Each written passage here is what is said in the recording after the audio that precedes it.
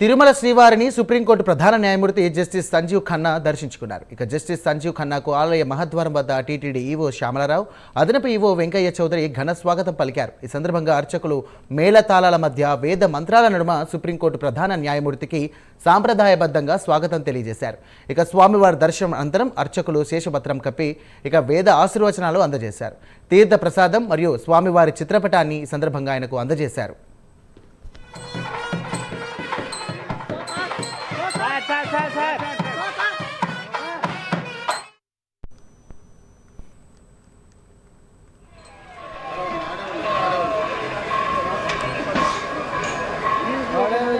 గంట పరిగెత్తాను.